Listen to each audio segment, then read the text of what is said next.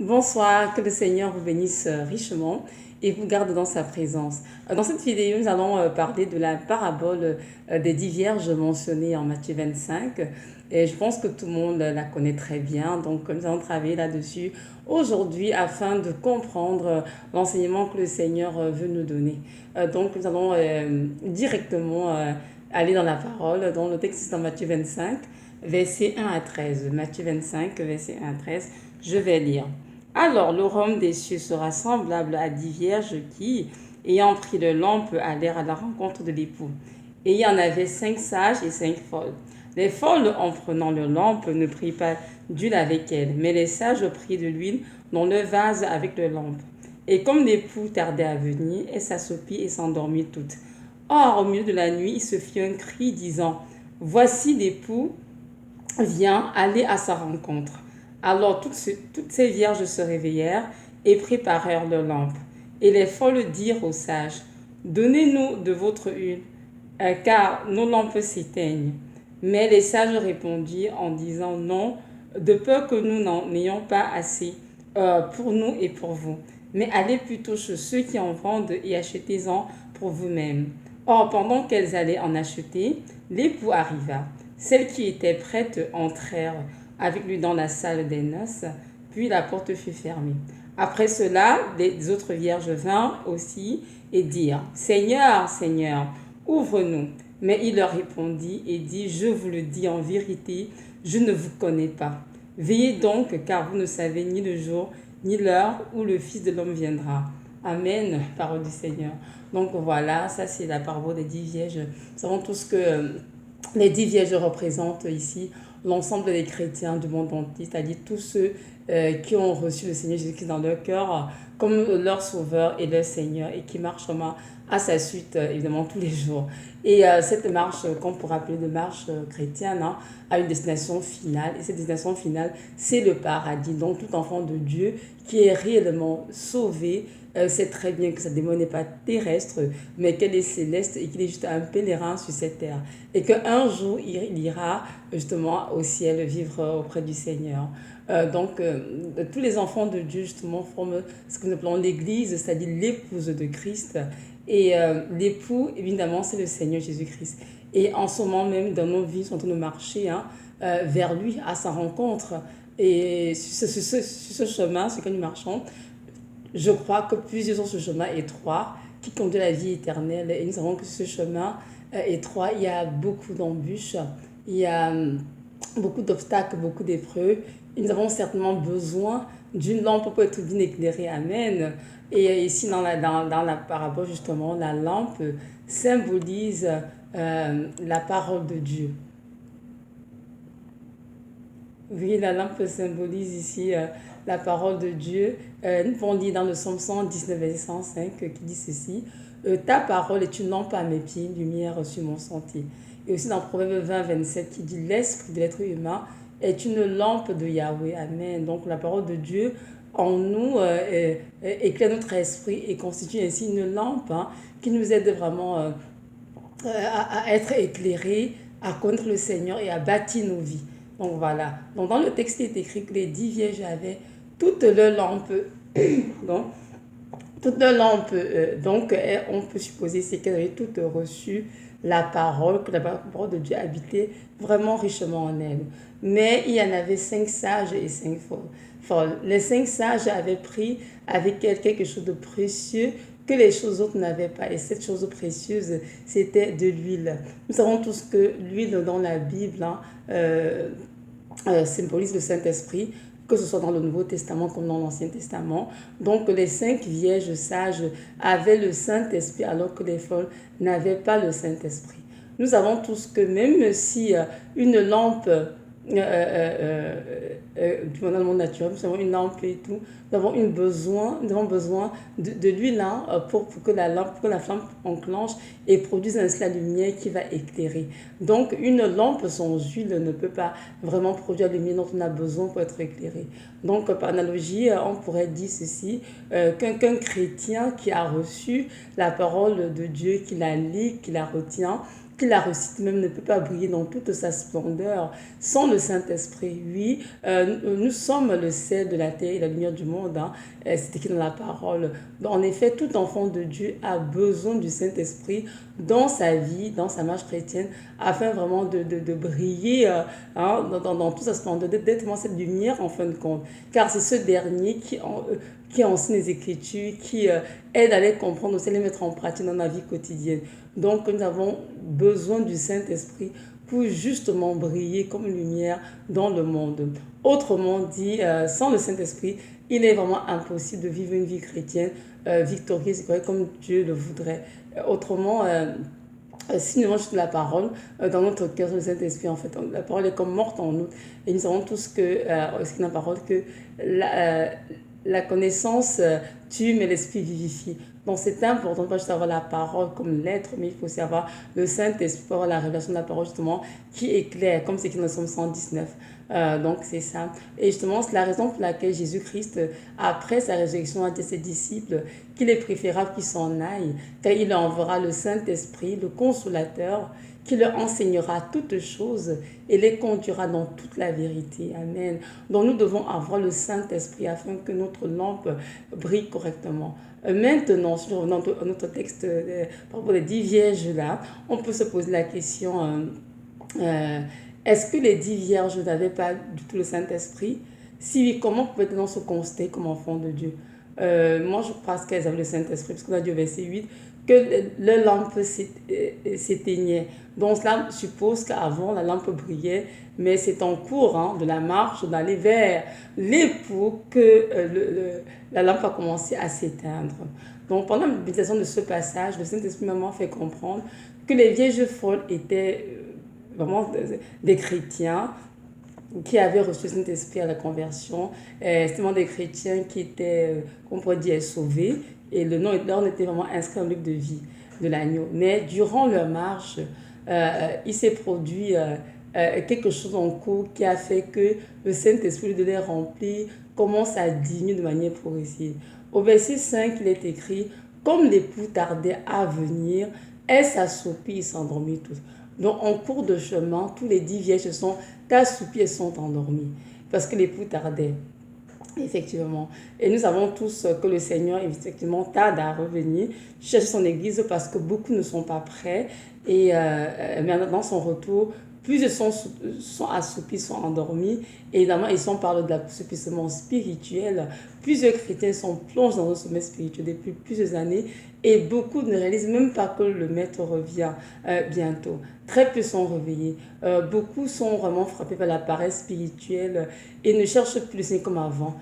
Beaucoup sont nourris par beaucoup de faux enseignements qui contribuent à les endormir. Et cela n'aide pas du tout. Et je pense que dans cette génération, nous trouvons, il y a beaucoup de chrétiens qui sont ce jour-là dans le monde de sommeil spirituel.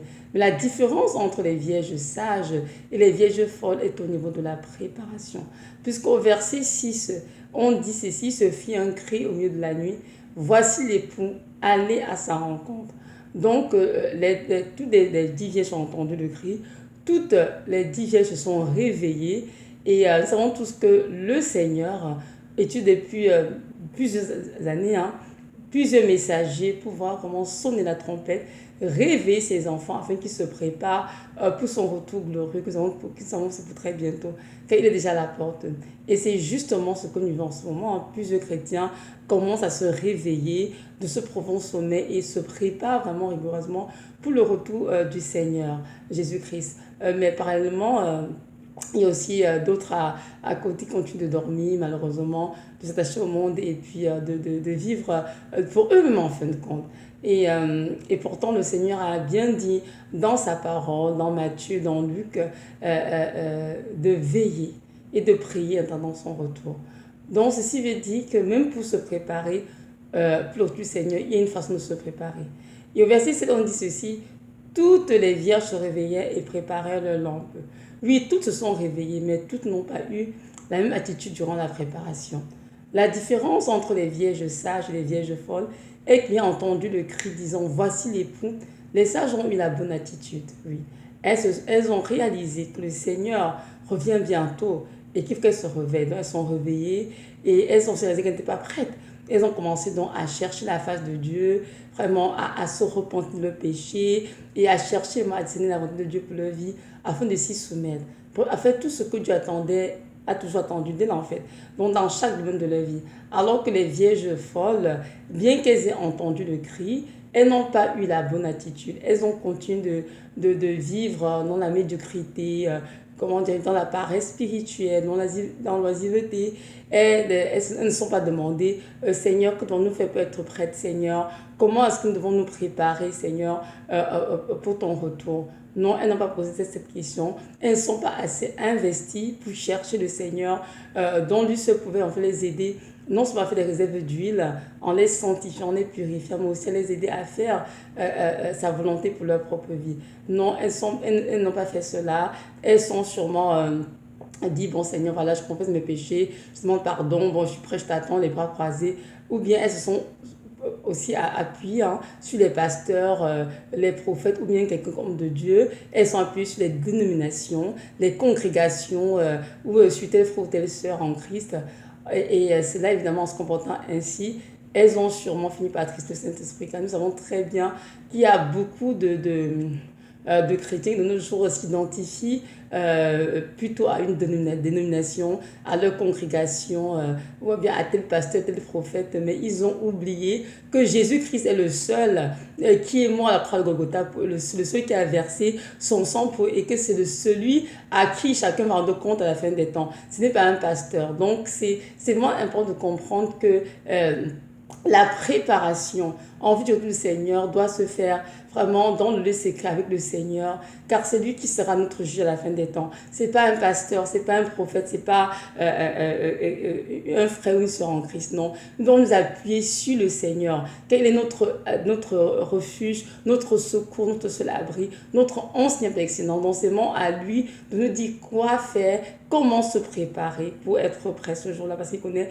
chacune de nos vies correctement. Donc c'est vraiment important. Donc je pense que les vierges folles, elles se sont données, elles sont préparées vraiment dans la légèreté, elles sont pas là en profondeur dans la préparation. Elles ont laissé le Seigneur vraiment leur montrer comment elles devaient se préparer pour être prêtes ce jour-là.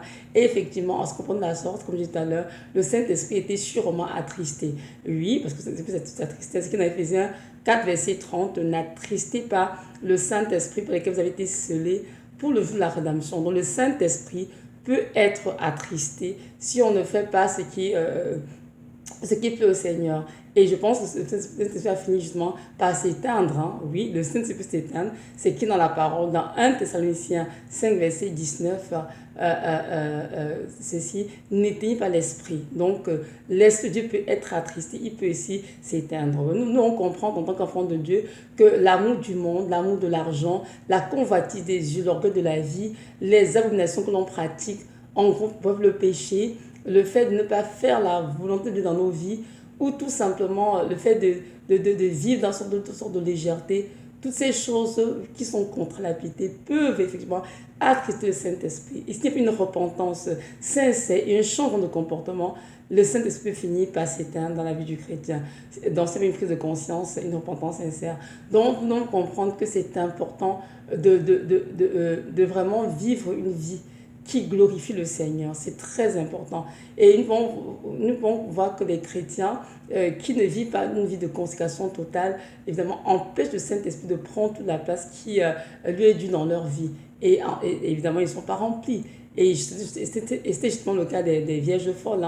On voit bien qu'elles n'étaient pas remplies. Elles ont vécu dans la légèreté, dans toutes les choses que Dieu n'a pas aimées. Et malheureusement, elles n'étaient pas prêtes. Maintenant, au verset 8, elle demande de l'huile aux vierges sages. Et celles-ci disent non, évidemment. Et il est vrai qu'en tant que frères et sœurs en Christ, on peut se partager beaucoup de choses. Mais il y a des choses qu'on ne peut pas partager, comme par exemple le Saint-Esprit. Oui, c'est Dieu qui donne l'huile. C'est Dieu qui donne le Saint-Esprit. Ce n'est pas l'œuvre d'un homme. Donc, on ne peut pas donner le Saint-Esprit à quelqu'un. Même s'il y a des gens qui ont reçu le Saint-Esprit par impression des masses, c'est autre chose. Mais être rempli du Saint-Esprit, c'est seulement l'œuvre de Dieu en nous. Et donc, il faut vraiment chercher la face de Dieu individuellement, se mettre rempli. Il faut comprendre que c'est la responsabilité de chaque enfant de Dieu d'aller à la source pour faire ses réserves d'huile, d'imposer le Seigneur et de vivre la vie qui est conforme à la volonté de Dieu. Et c'est ainsi que le Saint-Esprit nous remplit couche par couche et nous aide vraiment à mettre nos vies en règle. Oui, c'est très important. Et c'est maintenant qu'il faut le faire. Il ne faut pas attendre le jour de l'enlèvement pour commencer à courir, c'est là, je veux maintenant te plaire. C'est maintenant qu'il faut chercher à plaire à Dieu. C'est maintenant qu'il faut comprendre que l'heure a avancé et que c'est le temps vraiment de se préparer. Mais pas se préparer dans la légèreté, mais vraiment avec beaucoup de rigueur et de minutie. Dans le but d'être vraiment prêt pour ce jour-là. C'est le temps vraiment de s'arrêter, de dire Seigneur, j'ai toujours vécu pour moi, Seigneur. Maintenant, je vis pour toi, Seigneur Jésus. Comme tu reviens bientôt et que tu m'as sauvé, je suis vraiment reconnaissant pour ce que tu fais pour moi. Qu'est-ce que je peux faire pour toi, Seigneur? C'est le temps de poser cette question au Seigneur. Donc voilà, je vais lire un texte qui est dans Éphésiens 5,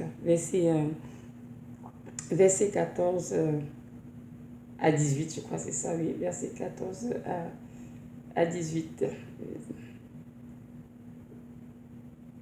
Verset 14 à 18, donc je vais lire. C'est pourquoi il est dit, réveille-toi, toi qui dors, et relève-toi d'entre les morts, et Christ t'éclairera. Prenez donc garde de vous conduire soigneusement, non comme des insensés, mais comme des sages, rachetant le temps, car les jours sont mauvais. C'est pourquoi ne soyez pas sans intelligence, mais comprenez bien quelle est la volonté du Seigneur.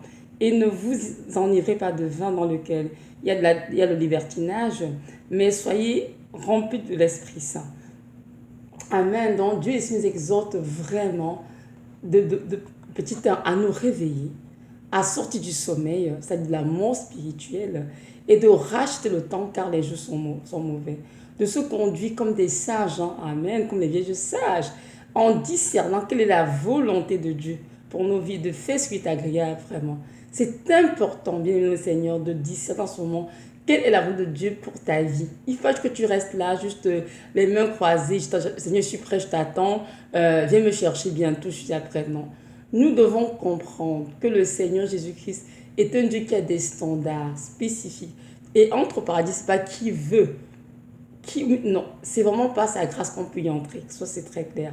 Mais c'est important vraiment de se préparer rigoureusement. Et pour ça, c'est bien d'aller vraiment voir le Seigneur dans le lieu secret, dans la prière, pour demander vraiment, Seigneur, comment je peux faire pour me préparer? Qu'est-ce que tu attends de moi? C'est très important.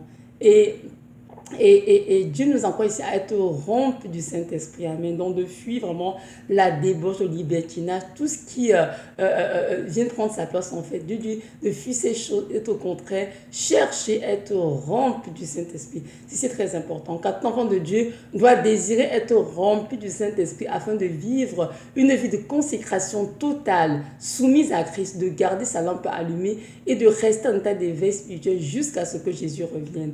Et c'est justement ce qui caractérisait les vierges sages. Elles veillaient et priaient. Elles faisaient l'œuvre de Dieu, permettant ainsi au Saint-Esprit de les remplir encore et encore. Oui, même si elles attendaient le Seigneur, elles continuaient de travailler avec crainte en leur salut. Elles continuaient vraiment de servir le Seigneur et de faire sa volonté pour leur vie. Donc, il ne faut pas rester là les bras croisés pour dire j'attends l'enlèvement. Il faut travailler, c'est-à-dire faire tout ce que Dieu demande à tout chacun. C'est le temps, bien le Seigneur, vraiment d'utiliser nos dons, nos talents, tout ce que Dieu a mis en nous pour travailler pour le Seigneur, pour gagner les âmes, prendre soin des âmes, évangéliser, intercéder pour les âmes. Est-ce que vous pouvez me faire pour nous? Il y a beaucoup de gens qui ne sont pas sauvés, non, même dans notre famille. Il y a beaucoup qui ne sont pas sauvés. Et Dieu, aussi pour eux, Dieu désire aussi les voir sauvés. Mais il faut non seulement leur apporter la parole, il faut aussi intercéder et prier beaucoup afin qu'ils obtiennent cette grâce de recevoir le salut dans leur vie. Donc c'est important vraiment de ne pas juste rester à les bras croisés puis content le Seigneur, mais c'est vraiment de travailler, vraiment, de se sanctifier, c'est certain, de se détacher des choses de ce monde, de se purifier, d'ôter de nos vies toutes les abominations qui attristent le Saint-Esprit, et aussi de prendre soin des nécessités, de la veuve, de l'orphelin, des pauvres. Oui, c'est le temps, bien aimé, de vraiment ne pas vivre pour nous-mêmes, de vivre pour le Seigneur. Parce que durant les années antérieures, beaucoup de chrétiens ont vécu pour eux-mêmes. Dans les églises assises, assis pardon, à manger la nourriture avariée, les beaux enseignements et après les doctrines, notamment la doctrine de l'évangile de prospérité, la doctrine de démons, comme quoi il faudrait posséder toute la terre entière pour être heureux, comme quoi il faut s'accomplir, être un champion. Non, ça sont des hérésies. On a mis de côté dans un antérieur la doctrine saine, hein, pouvant boire vraiment de l'eau amère, des faux enseignements. Aujourd'hui, le Seigneur vient pour nous dire, il est temps qu'on se réveille et qu'on retourne à la parole saine. C'est écrit dans notre Bible et que nous puissions vraiment nous préparer et faire nos rosaires vœux, c'est-à-dire être remplis du Saint-Esprit.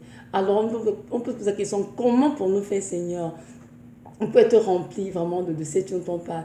Mais comme je disais tout à l'heure, on a une relation d'intimité profonde avec le Seigneur. C'est très important. Méditer la parole, prier pour nous faire intercéder pour les âmes, en se sanctifiant. C'est certain qu'il faut se sanctifier parce que le sacrifice offert doit être saint et agréable. Amen. Selon Romains 12, verset 1. Nous ne pouvons pas avoir une vie de péché et pratiquer le péché et espérer être enlevé. C'est impossible. Nous détacher du monde. Hein. C'est que la parole que l'amour du monde est inimitié contre Dieu. Donc c'est clair qu'un enfant de Dieu qui attend l'époux ne peut pas s'embarrasser des affaires de la vie. C'est le temps de renoncer à la luxure, c'est vraiment à toutes de convoitises charnelles qui prennent place dans notre cœur, mais c'est le temps de nous attacher à Dieu et en nous attachant du monde. Oui, c'est le temps de nous attacher fermement à Jésus-Christ tous les jours et vraiment de faire sa volonté dans nos vies. C'est le temps de dire, Seigneur, je te servis, Seigneur. Je peux faire depuis quelques années, mais j'aimerais travailler pour toi.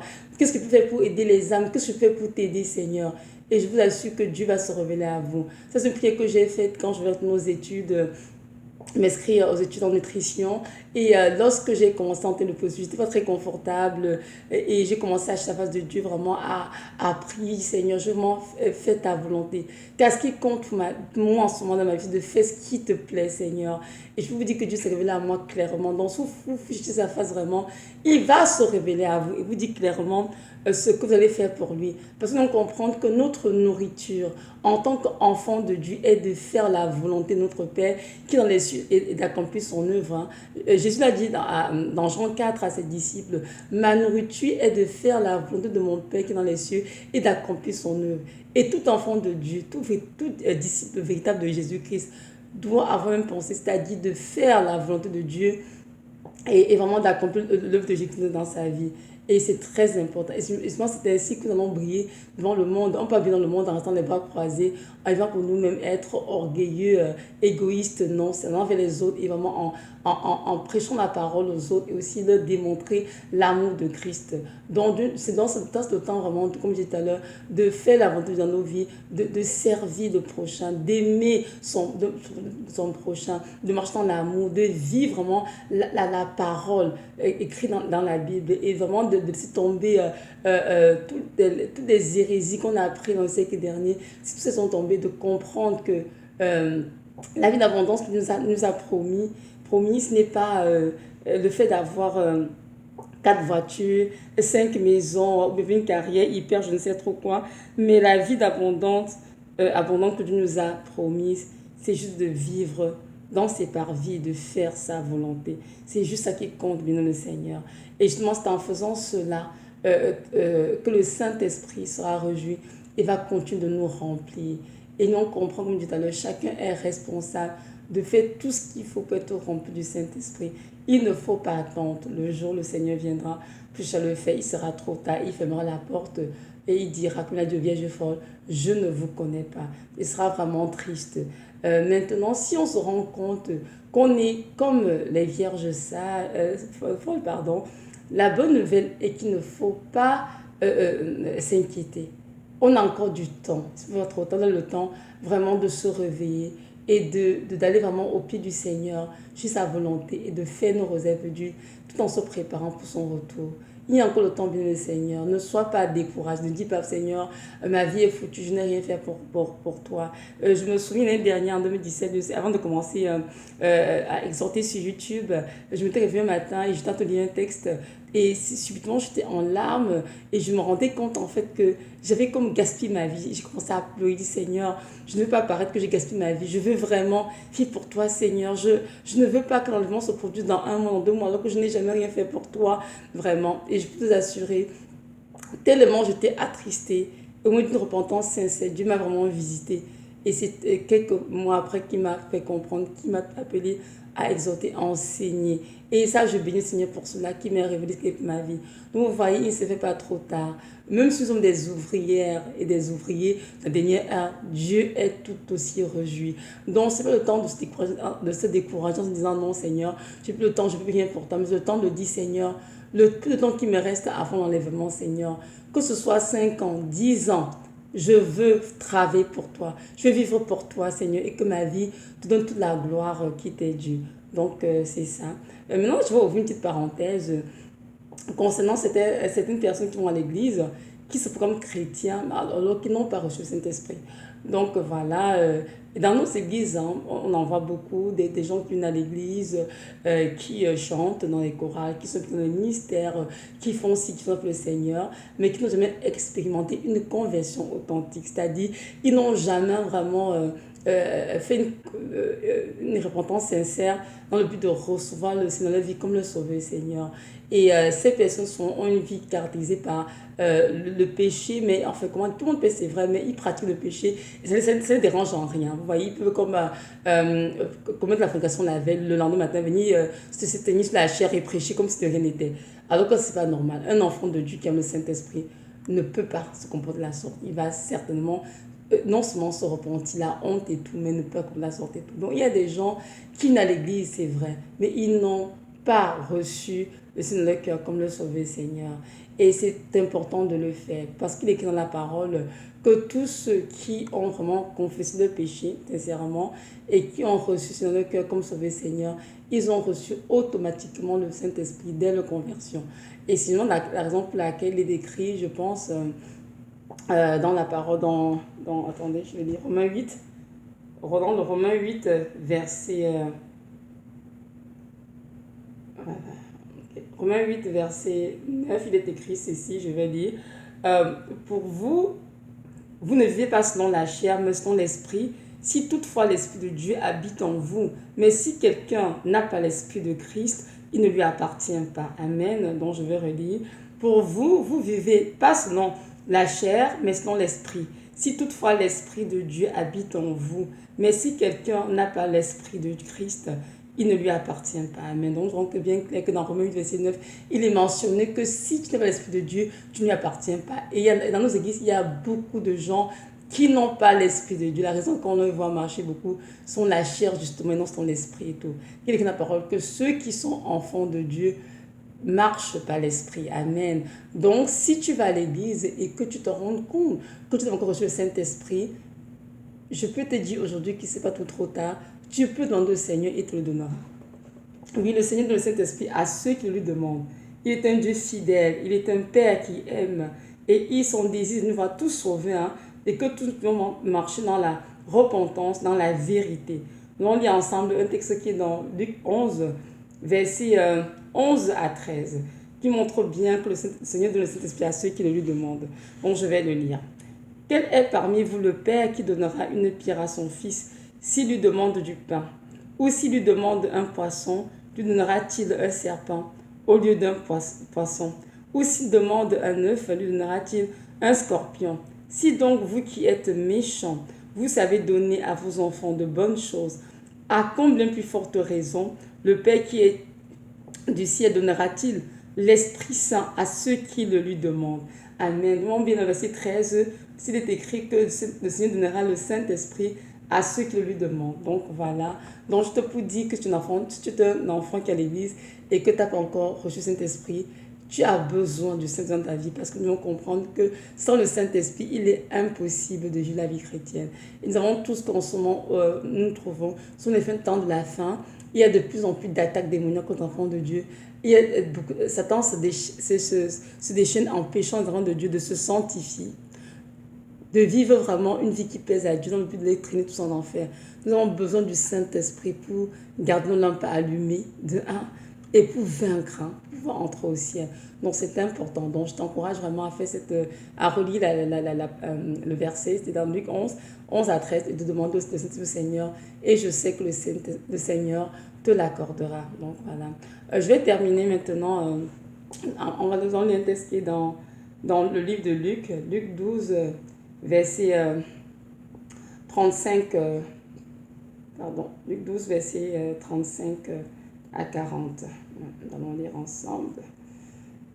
Voilà, donc je vais lire. Luc 12, verset 35 à 40 dit ceci. Que vos reins soient sains et vos lampes allumées, et soyez semblables à des gens qui attendent que leur maître revienne des noces afin de lui ouvrir dès qu'il frappera. Bénis sont ces esclaves que le maître, à son arrivée, trouvera veillant. En vérité, je vous le dis, il se scindra, les fera mettre à table et s'approchera pour les servir. Qu'il arrive à la seconde veille ou à la troisième veille, bénis sont ces esclaves s'il les trouve veillants. Or, sachez ceci, si le maître de la maison savait à quelle heure le voleur doit revenir, il veillerait et ne laisserait pas percer sa maison. Vous donc aussi, tenez-vous prêts, car le Fils de l'homme viendra à l'heure où vous n'y penserez pas. Amen. Donc vraiment, nous voyons bien ici que le Seigneur demande de veiller en temps son retour, car nous ne savons pas à quelle heure il viendra, ni le jour ni l'heure. Ce sera une belle surprise pour tout le monde. Alors, pour ne pas être désagréablement surpris, c'est mieux de se préparer et d'être prêt. Parce que parfois, on peut se préparer et on n'est pas prêt. Comme on a vu les vieilles, elles sont préparées, mais n'ont pas été prêtes. En fin de compte, elles ont été mises dehors. Donc, c'est important de se préparer dans le but d'être prêt. Et c'est pour cela qu'il faut aller vraiment chercher le Saint-Esprit, le Seigneur, pour qu'il nous aide à nous préparer de façon correcte et rigoureusement, minutieusement, dans le but d'être prêt et d'être capable de tenir debout le jour où le Fils de l'homme reviendra. Donc vraiment, nous devons garder nos lampes allumées, comme c'est dit dans la parole, Luc 12, 35. Gardons nos lampes allumées, et gardons notre lampe allumée. Il faudrait que la parole de Dieu habite toujours richement en nous. Et dans la parole de Dieu, la parole saine qui est dans la Bible et non les faux enseignements, c'est sûr. Et que nous soyons évidemment remplis du Saint-Esprit afin de vivre une vie de consécration, une vie de sanctification permanente sans laquelle personne ne verra le Seigneur. J'aimerais juste te dire que le Seigneur nous aime d'un amour tendre vraiment et d'un amour tendre vraiment passionné et d'un amour inconditionnel. Je pense à l'amour que je cherchais et c'est la raison pour laquelle il nous concède toute sa bonté. Nous sommes encore en vie aujourd'hui, donc il nous vient donner l'enseignement dans cette parole pour nous dire à tous ces enfants que nous avons encore le temps de nous réveiller, de nous préparer pour son retour et de faire des réserves d'huile pour être prêt pour le jour de son avènement. Donc voilà, c'est ça. Maintenant, si tu es une personne qui n'a pas connu ta vie au Seigneur Jésus-Christ, si tu écoutes cette vidéo, je vais te dire que c'est le temps de le faire. Pourquoi? Parce que l'heure est avancée, comme tu l'as entendu. Le Seigneur Jésus-Christ revient bientôt chercher son église, c'est-à-dire son épouse, l'ensemble des enfants qui ont cru en lui dans le monde entier. Et il est le seul chemin, la seule vérité et la seule vie. Donc si tu veux la vie, il faudrait que tu donnes même ton propre cœur à lui. C'est ça, c'est important. Alors, je t'encourage vraiment à faire ce pas de foi, de lui ouvrir ton cœur, vraiment de te repentir de tes péchés et de le recevoir comme ton sauveur, ton Seigneur. Si tu veux ça, c'est le véritable Dieu. Je t'encourage à lui faire cette prière, vraiment. Demande-lui de se révéler à toi et je sais qu'il se révélera à toi. Et il sera fort réjoui de te compter parmi ses enfants. Et aussi, il te donnera le Saint-Esprit et t'aidera à te préparer minutieusement pour son retour. Merci d'avoir écouté cette vidéo. Que le Seigneur Jésus-Christ vous bénisse richement. Il nous accorde à tous la grâce d'être des vierges sages qui se préparent rigoureusement, minutieusement et qui travaillent pour la gloire de son royaume. Amen.